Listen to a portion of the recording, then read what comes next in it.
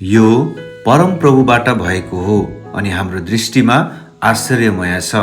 भजन सङ्ग्रह 118 को 23 पद। साँच्चै हाम्रो प्रभु महान हुनुहुन्छ। उही महान र सर्वशक्तिमान परमेश्वरले नै आज यो काम गर्नुभएको हो।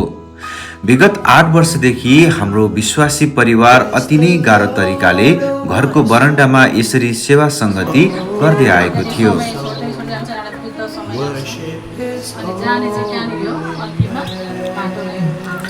नयाँ मण्डली भवनको लागि हामीले निरन्तर प्रार्थना गर्यौं। हामीसँग बजेट थिएन तर विश्वास थियो। यसै विश्वासलाई पक्रेर हामीले मण्डलीको लागि जग खन्न थाल्यौं।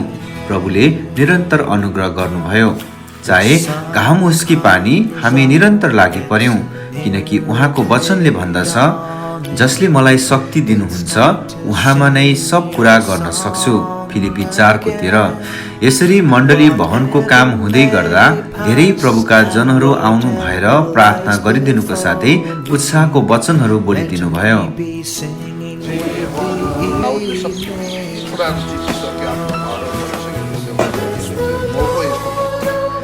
यी वचन र प्रार्थनाले हामीमा नयाँ जोस अनि जागरहरू आयो। प्रभुका जनहरूले निर्माणको क्रममा स्वतः आउनु भएर प्रभुको खातिर निस्वार्थ काम समेत गरिदिनु भयो। उहाँहरूप्रति हामी जिउँदो परमेश्वरको नाउँमा आशिष बोल्दछौँ।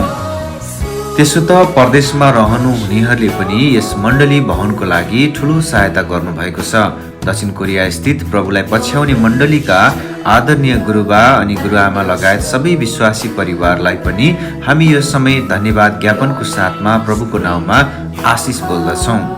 यसै गरी अन्य देशमा रहनुहुने पास्टर अगुवा, हाम्रा भाइ भतिज, आफन्त विश्वासी जन सबैजनालाई यो ठूलो सहायताको लागि हार्दिक धन्यवाद ज्ञापन गर्दछौँ।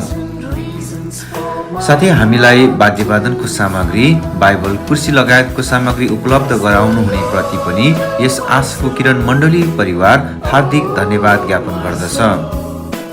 अन्त्यमा परमेश्वरले हामी सबैलाई प्रयोग गर्नु भएर उहाँको अनुग्रहमा आज यो मण्डली भवन तयार भएको छ। अझ पनि निरन्तर प्रार्थना गरिदिनुहोस् ताकि सबै मानिसहरूलाई सुसमाचार सुनाएर प्रभुमा जित्न सकुन्, किनकि उहाँको वचन मर्कुस 16 को 15 ले भन्दछ, सारा संसारमा गएर सारा सृष्टिलाई सुसमाचार प्रचार गर। आमेन।